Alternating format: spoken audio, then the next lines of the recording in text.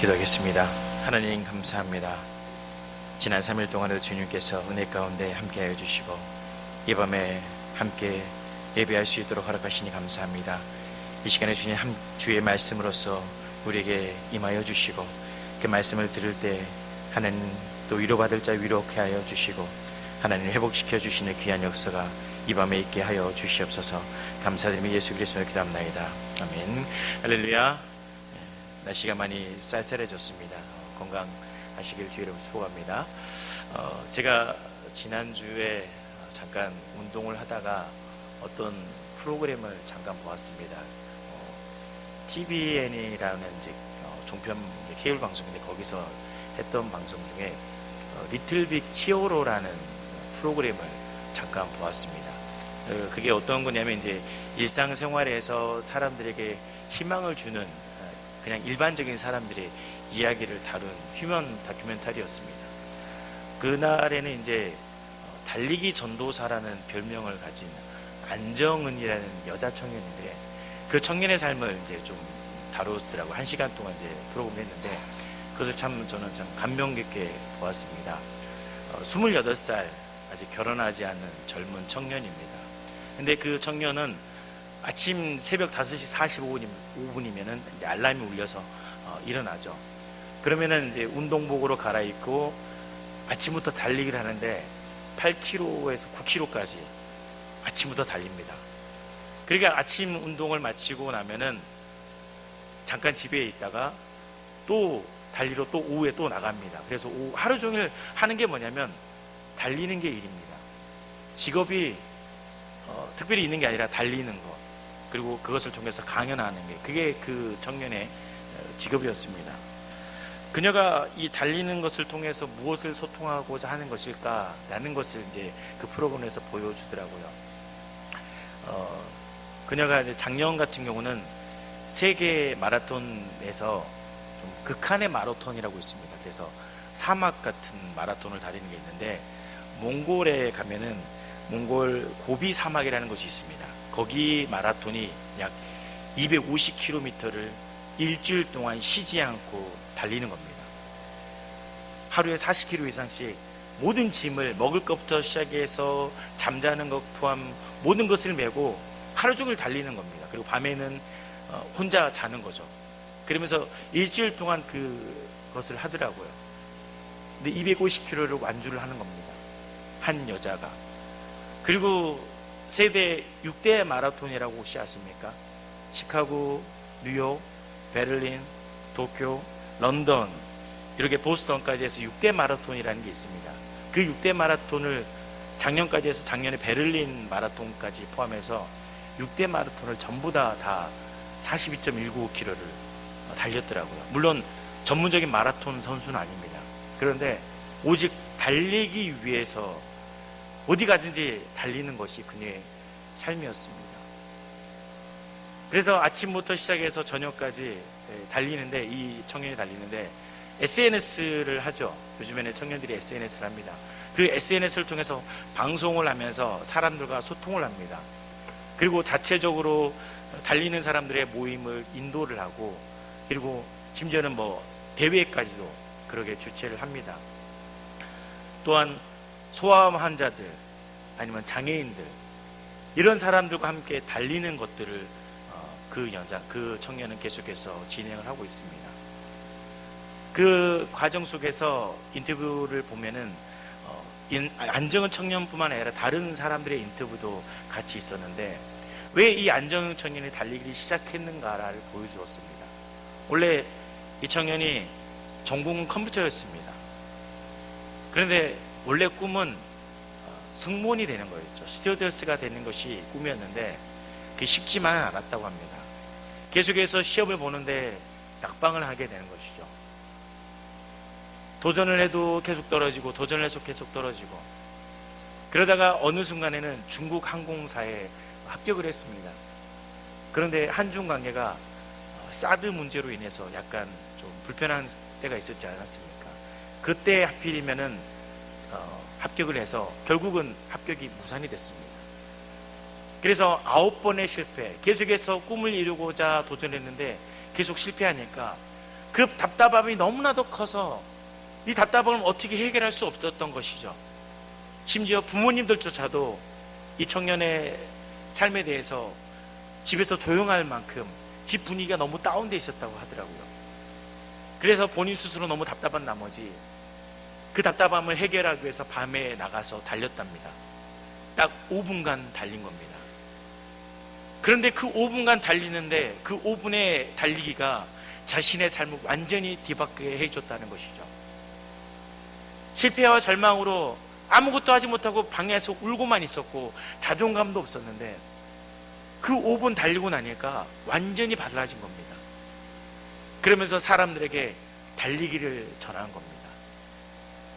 그러면서 인터뷰 내용들에 보면은 그런 사람들이 많습니다. 세상에서 실패하고 힘든 사람들이 이 한정원이라는 청년이 달리는 것을 보고 힘을 얻고 같이 달리는 것이죠. 그래서 과거에는 무엇인가 실패하고 주눅들어있던 그들이 이 달리기 하나로 삶이 완전히 바뀌게 된 것입니다. 그러면서 이 청년은 지금도 계속해서 사람들과 소통을 합니다. 달리기를 통해서 새로운 삶을 꿈꾸는 사람들에게 같이 달릴 것을 권유하고 있는 것이죠. 이것을 보면서 저는 한 가지 사실을 좀 깨달았습니다. 모든 사람들에게는 기회라는 것을 바란다는 것이죠. 우리가 흔히 말하듯이 인생에는 3번의 기회가 있다고 합니다. 이 3번의 기회를 많은 사람들은 찾고자 한다는 것이죠. 그 기회만 주어진다면 삶이 변할 수 있고 무엇인가 새로워질 수 있는 그 기회가 내게 찾아오기를 많은 사람들이 고대하고 있다는 것이죠. 그러한 점에 의해서 우리는 이 기회를 한 번 이상 여러분들은 이미 겪으신 분들입니다. 그 기회가 무엇입니까? 바로 예수 그리스도를 만난 것이죠. 이것이 가장 우리 인생의 가장 큰 기회였습니다. 과거 우리가 죄 가운데 눌려있던 삶이 아니라 그 복음으로 말미암아 새로워지는 인생의 가장 큰 기회를 얻었다는 것이죠. 그런데 여전히 이 인생의 기회, 복음의 기회를 얻지 못하고 살아가는 사람들이 많다는 것입니다. 그리고 또 누군가는 그 인생의 기회를 잡고자 지금 간절히 기다리고 있는 사람이 있다는 사실이죠. 오늘 본 말씀은 우리가 잘 아는 여리고성에 있는 라합의 이야기입니다. 여리고성은 이제 가나안 전쟁에 있어서 첫 전쟁지였습니다. 지구상에서 가장 오래된 도시였고 그리고 가장 낮은 곳에 위치한 도시였습니다. 해저 255m에 이르는 아주 낮은 곳에 있는 도시였기 때문에 아열대성 기후를 가지고 있었고 그리고 물이 풍부했습니다. 그래서 광야와 다른 가나안 땅들과 달리 여리고성은 사람이 살기 아주 좋은 땅이었습니다. 그래서 학자들은 말하기를 여리고가 약 11,000평 정도 될 것이다 라고 이야기를 합니다. 그리고 그곳에 아마 1,200명의 사람이 있었지 않을까라고 추정을 합니다. 그러나 성 안뿐만 아니라 성 외곽까지 하면은 더 많은 사람들이 살았을 것이다 라고 이야기를 하죠. 당시 1,200명의 인구가 살고 있다는 것은 극히 드문 사건입니다. 그만큼 여리고가 사람이 살기 참 좋은 땅, 그곳이 바로 여리고였습니다. 이곳에 누가 살고 있습니까? 바로 라합이라는 여인이 살고 있었습니다. 그래서 먼저 여호수아는 이 여리고성을 첫 번째 가나안의 점령지로 해서 이곳을 2명의 정탐꾼을 통해서 그곳을 보괴하도록 하는 거죠. 이미 38년 이전에 가데스 바네아에서 12명의 정탐꾼이 가나안 땅을 정탐을 했었습니다. 그러나 그 당시는 10명의 정탐꾼은 그곳이 하나님이 주신 땅이 아니라 자신들이 점령할 수 없는 땅이라는 부정적인 의견을 내세웠죠. 그리고 단 2명 여호수아와 갈렙만이 그 땅은 하나님이 주신 땅이라는 말을 했습니다. 그 기억이 있다면 지금의 이 정탐은 과연 옳은 것인가 약간의 불안 요소가 있을 수 있습니다. 그 2명의 정탐꾼이 만약 가서 불안정한 무엇인가가 불안한 요소들을 이야기한다면 오히려 지금 가나안 땅을 점령하는 데 있어서 아주 큰 타격이 있을 것입니다. 그러나 성격상 다르죠. 38년 전에 그 땅을 보았던 것은 그 땅이 어떠한가 보러 갔던 것이고, 지금의 이 두 명의 정탐꾼은 그것을 점령하기 위한 전쟁의 준비를 하기 위해서 그 땅에 두 명의 정탐꾼을 보내게 된 것입니다. 아무튼 이 두 명의 정탐꾼이 어디를 가게 됩니까? 바로 라합의 집에 들어가게 되는 것입니다. 라합이 했던 것이 바로 여관이었기 때문에 많은 사람들이 돈만 내면 아무나 잘 수 있는 곳, 그리고 많은 이야기들을 들을 수 있는 곳, 그래서 다른 사람들에게 들키지 않고 조용히 있을 만한 곳이 여관이었기 때문에 자연스럽게 이 두 명의 정탐꾼은 라합의 집에 들어가게 된 것이죠. 그러나 여기에는 하나님의 섭리가 있었다는 것입니다. 라합은 원래 아모리 족속의 이방 여인이었습니다. 그런데 지금 본문에서 말하는 라합의 직업이 무엇입니까? 기생이라고 이야기를 하고 있습니다.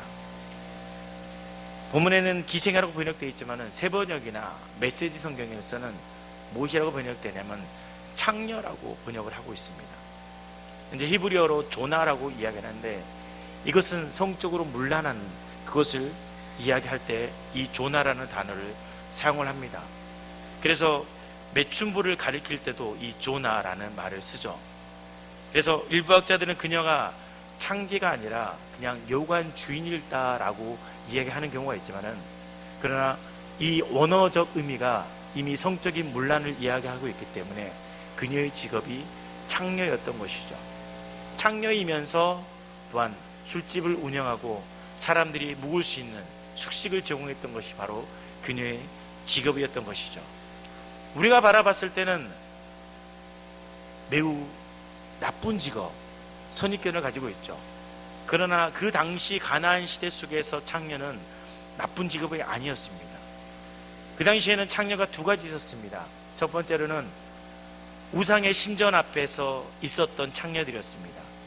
그 사람들은 우상을 숭배하면서 그런 관계를 했던 거고, 두 번째는 일반인을 상대로 했던 그 창녀였죠. 이 두 가지의 창녀가 있었지만은 가나안의 시대 문화 속에서 창녀는 문화적으로 나쁘다, 그것이 아니었기 때문에 기생 라합의 직업이 천대받을 직업은 아니었던 것이죠. 뿐만 아니라 라합은 여리고 성에서 제법 크게 사업을 하고 있던 여인이었습니다.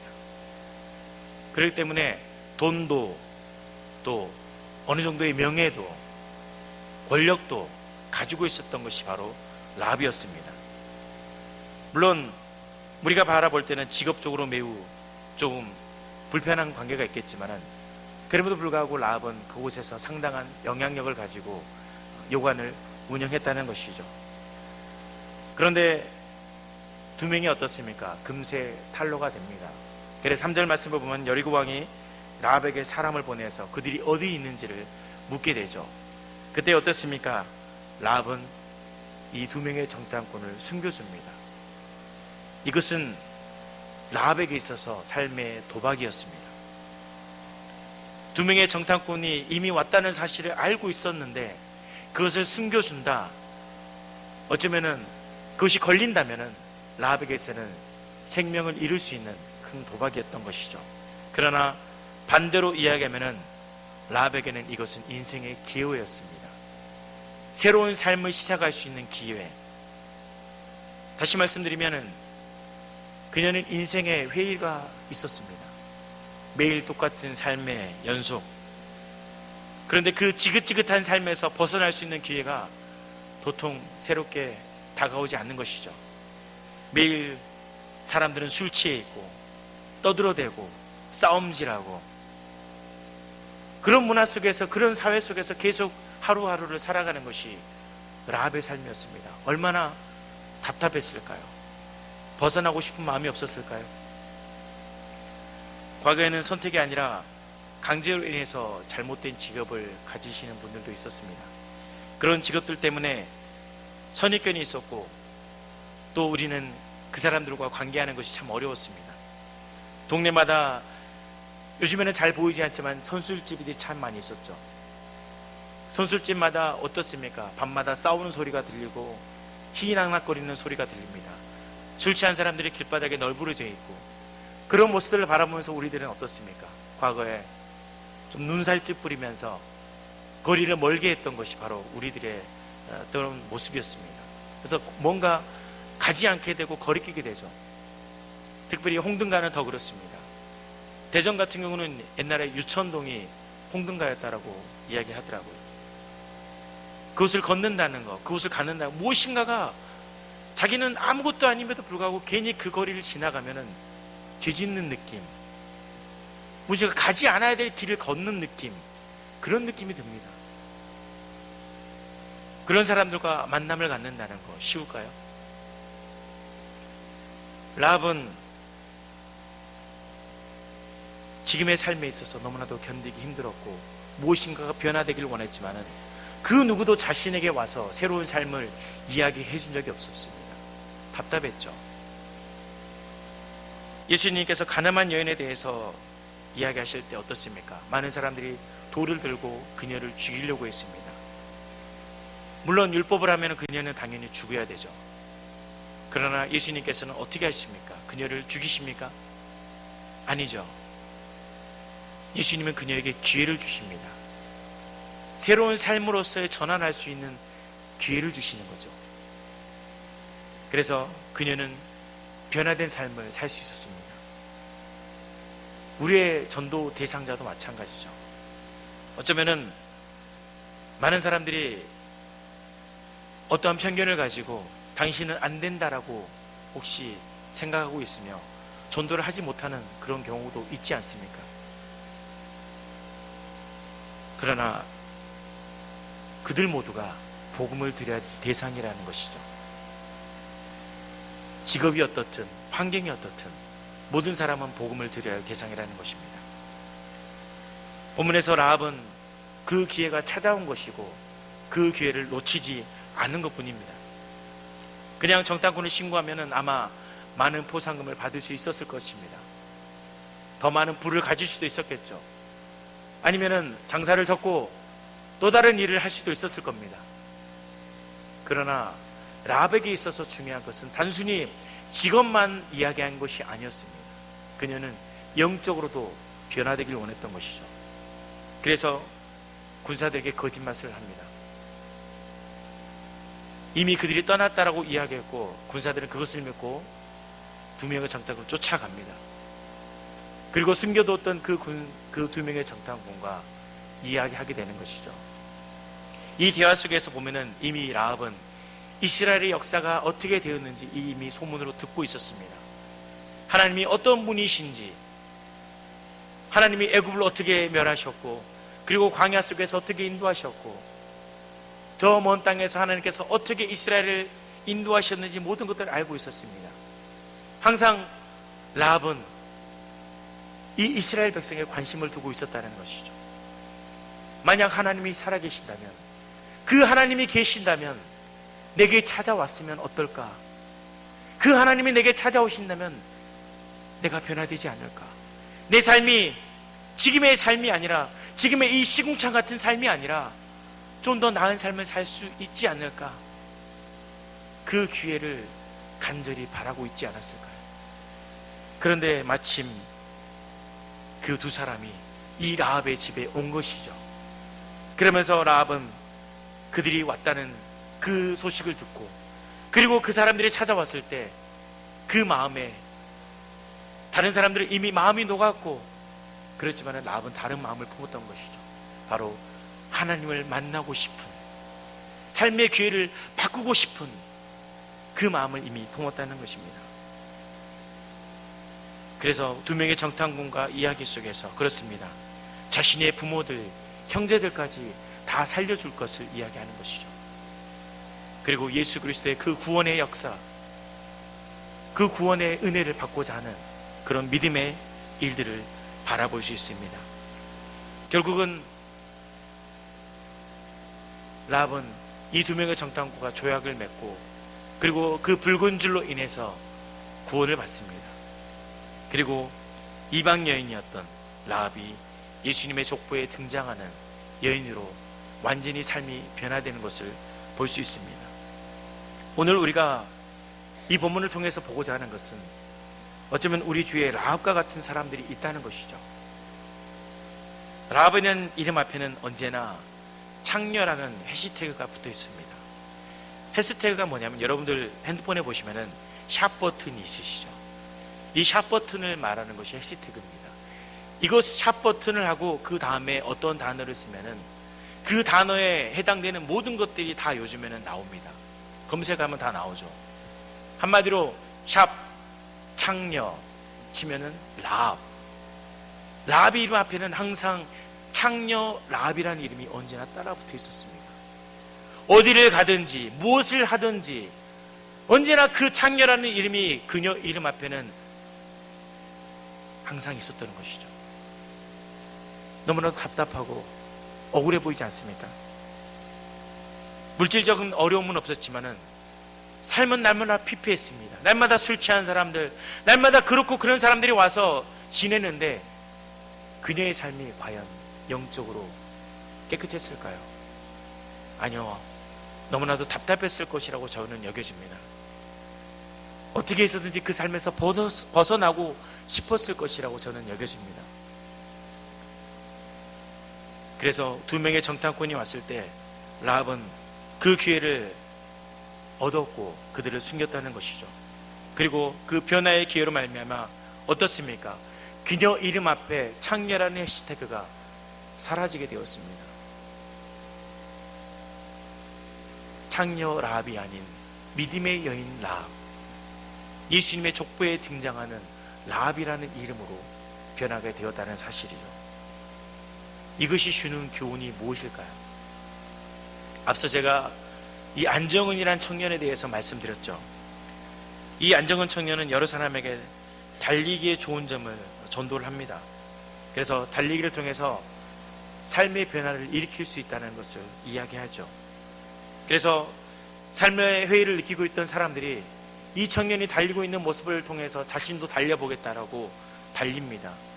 그래서 금요일 밤이면 만나서 같이 달리기를 하는 사람들도 있고, 그녀가 주최하는 달리기 대회라면 머지않고 와서 같이 달리는 사람들을 볼 수 있습니다. 근처에 달리기가 좋은 곳이 있으면 무조건 가서 달리는 것, 그것을 전도하는 것이 그녀의 삶입니다. 저도 달리기가 참 좋다는 것을 알고 있습니다. 저도 원래 운동하는 거 그렇게 좋아하지는 않았습니다. 물론 필요에 따라서는 하지만은 결혼하고부터 시작해서 지금까지 특별히 운동을 날 잡아서 해본 적이 별로 없습니다. 그러다가 작년에 제가 갑작스럽게 운동을 시작했습니다. 우연찮게 체중계에 올라갔다가 이것은 아니지 이런 마음이 좀 들었습니다.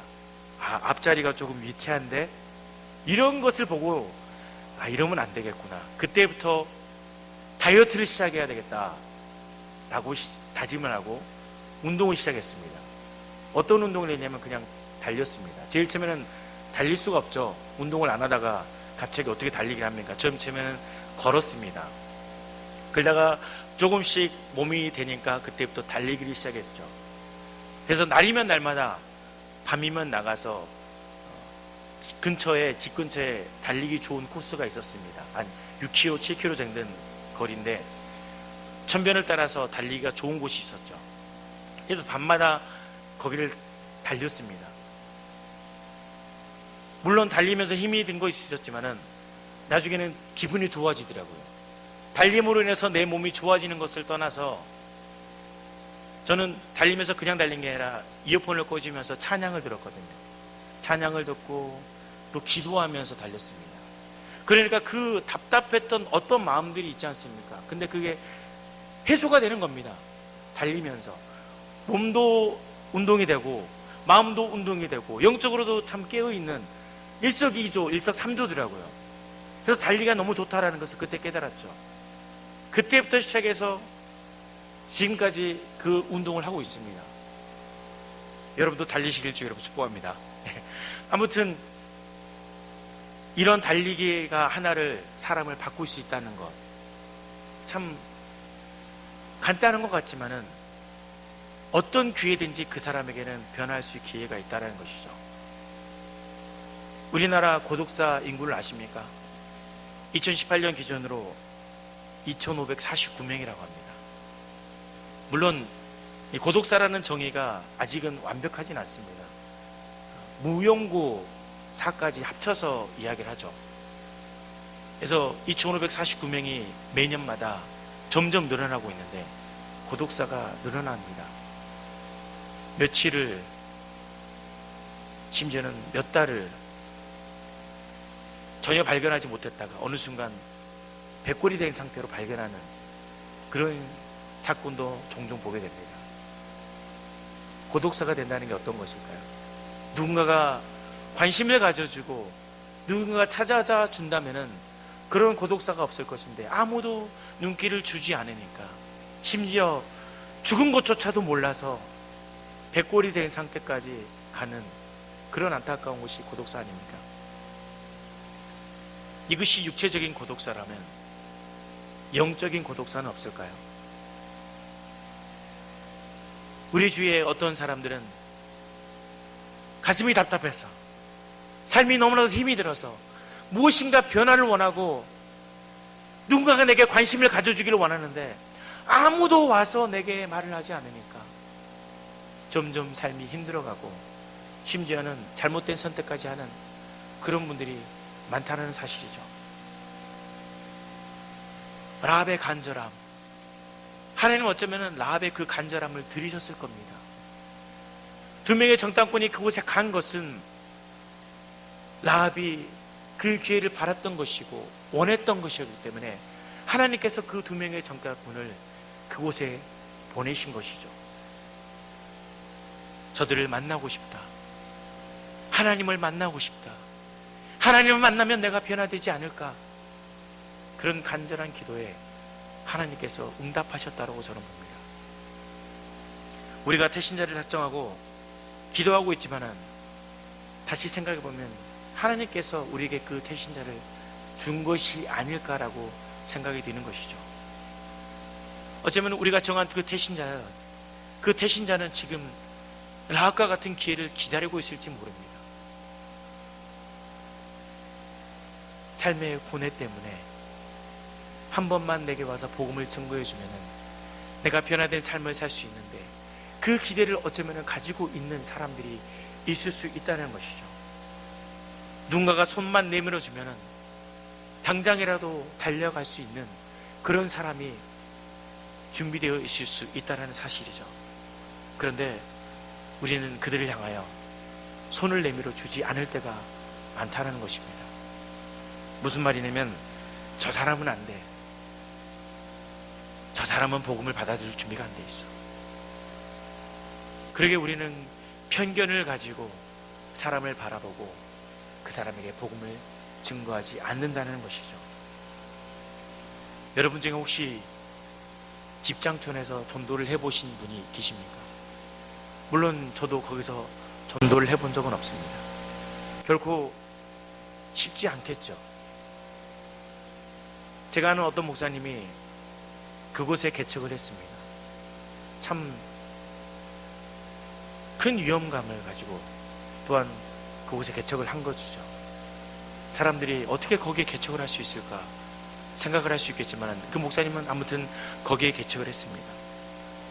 남들이 손가락질하고 부끄러운 직업을 가지고 있는 그들을 어떻게 전도할까? 그러나 목사님은 그들을 향해 전도를 했습니다. 그리고 한 명, 두 명, 그 직업을 가지고 여인들이 교회에 찾아오게 된 것이죠. 그 여인들이 교회에서 찬양하며 같이 예배하는데 그 예배의 시간이 얼마나 눈물겨웠을까, 은혜로웠을까. 여러분 한번 상상해 보십시오. 그 자매들이 불렀던 찬양들이 있다라고 저한테 말씀해 주셨는데 어떤 찬양을 부르면서 눈물을 흘려내면 주 예수 나의 당신이여 라는 찬양 아시죠? 빛이 없어도 환하게 다가오시는 주 예수 나의 당신이여. 여기에 후렴 가사가 그렇습니다. 주여 꽃처럼 향기나는 나의 생활이 아니어도. 그녀의 생활들이 어떻습니까? 꽃처럼 향기 나는 생활인가요? 아니죠. 몸을 팔고 술을 파는 그런 직업의 여인들이었습니다. 그런데 교회에 와서 찬양을 부르죠. 주여, 꽃처럼 향기 나는 나의 생활이 아니라도 이 찬양을 부르면서 하나님을 예배하는 것입니다. 그녀들이 나중에 은혜를 받고 감사헌금도 하고 11조도 하고 그랬다고 하더라고요. 목사님이 순간 이 헌금을 받아야 되나 고민했다고 하더라고요. 직업이 그렇다 보니까 과연 그 헌금까지 받는 것이 옳은 일일까? 물론 당장 전도해서 그녀들의 직업이 바뀌는 것은 아니었습니다. 그러나 미래를 바라보고 그녀들에게, 그 여인들에게 기회를 준 것이죠. 여러분, 만약 우리 교회에 그런 사람들이 와서 함께 예배를 드린다라면 여러분 어떻게 하시겠습니까? 당신은 안 돼. 어떻게 너가 여기 교회에 오냐? 너 같은 사람이. 그러게 하시겠습니까? 아니면은 따뜻하게 받아주시겠습니까? 어떻게 하시게? 저도 참 난감하죠. 그런 분들이 오신다면 어떻게 해야 될지. 그러나 복음은 그들을 받아들여야 된다는 것입니다. 복음은 그들에게도 기회가 있다는 것입니다. 우리가 선입견을 가지고 그들에게 만약 복음을 증거하지 않는다면 그 사람은 도대체 누구에게 복음을 듣고 새로운 삶을 찾을 수 있는 기회가 있겠습니까? 아무리 세상적으로 험한 직업을 가지고 있고 과거의 삶이 어떠하든지 상관없이 우리는 그들에게 예수 그리스도를 증거해야 된다는 사실이죠. 바울은 그래서 로마서 1장 16절에 이 복음은 모든 믿는 자에게 구원을 주시는 하나님의 능력이다라고 이야기를 합니다. 모든 믿는 자들에게, 유대인들, 헬라인들, 또 다른 이방인들, 그리고 수많은 죄인들을 향해서 말을 하기를 그 모든 사람들은 다 복음을 받아들여야 될 사람들이다라고 이야기를 하는 것입니다. 다시 말씀드리면 우리는 모든 사람들에게 복음을 증거해야 됩니다. 어떤 사람은 제외하고 어떤 사람은 들어야 되고, 그것이 아니라 이 사람이든 저 사람이든 연령과 관계없이, 나이와 관계없이, 직업이나 문화나 성격이나 모든 것이 관계없이 다 가서 그들에게 주의 복음을 증거해야 된다는 사실이죠. 그들이 간절히 원하고 있는데, 그들이 정말 삶의 기회를 변화시켜 하는데 왜 우리가 그것을 막아야 됩니까? 왜 우리가 그것을 거부하고 복음을 증거하지 않아야 될까요? 우리는 그들에게 말씀을 들고 복음을 증거해야 되는 것입니다. 그들에게는 복음이 필요합니다. 예수 그리스도의 은혜가 지금 필요합니다. 변화받고 싶어하고 새로운 삶을 시작하고 싶어합니다. 허덕이고 있습니다. 굶주려하고 있습니다. 그들의 소리를 우리가 들어야 될 줄 믿습니다. 하나님께서 들으시고 우리를 보내시는데 우리가 막을 이유는 없습니다. 그러므로 우리 성도님들, 이번 이제 며칠 남지 않았지만은 우리가 정해놓은 태신자 위에도 때로는 우리가 이 사람은 안 돼 라고 생각해 둔 사람이 있다면 그 사람에게도 가서 복음을 증거해야 되지 않을까, 저는 그렇게 생각을 합니다. 우리 주위에 있는 모든 사람들, 그 사람들에게 주님의 복음이 필요합니다. 여러분들이 그 복음이 필요한 자들에게 가셔서 복음을 증거하는 자 되시기를 주의 이름으로 축복드립니다. 기도하겠습니다. 하나님 감사합니다. 라합은 기생이었습니다. 우리가 생각하기에 몸을 팔고 술을 팔고 정말 직업적으로 너무나도 천대한 여인이었지만은 라합은 하나님을 간절히 원했고 그 간절한 기도 속에 하나님께서 응답하여 주셨으며 그녀에게 새로운 삶을 허락하여 주셨습니다. 이 시대에도 수많은 사람들이 목말라 하고 있으며 인생의 새로운 기회를 얻기를 위해서 지금도 발버둥 치고 있습니다. 어쩌면 복음을 듣고자 예수 그리스도를 만나고자 허덕이고 있는 사람들이 많이 있습니다. 그런데 우리 스스로가 그 사람들을 바라보며 너는 안 돼, 그런 선입견을 갖고 복음을 증거하지 못하고 있지 않는지 오늘 말씀을 통해서 우리가 다시 한번 생각해 봅니다. 하나님, 우리 주위에 있는 모든 사람들, 나이와 관계없이, 직업과 관계없이, 성격과 관계없이 그들은 모두 예수 그리스도의 복음을 들어야 될 사람들입니다. 우리의 발걸음이 멈춰 있는 것이 아니라 우리 주위에 있는 모든 사람들에게 향하여서 그들의 인생의 기회를 찾고 있는 그들에게 예수 그리스도를 전함으로 그들에게 새로운 삶을, 예수님을 만나서 지금 우리가 이렇게 행복하게 살고 있는 그 삶을 동일하게 그들에게 전함으로 인해서 그들이 예수 그리스도를 말미암아 새로운 것을 품고 나갈 수 있는 제2의 인생을 살 수 있는 그런 은혜가 있을 수 있도록 도와주시옵소서. 며칠 남지 않았습니다. 우리가 마지막까지 주의 복음을 증거할 수 있는 믿음 허락하여 주시고 주님의 역사가 우리 가운데 나타날 수 있도록 주여 축복하여 주시옵소서. 감사드리며 예수 그리스도를 기도합나이다. 아멘.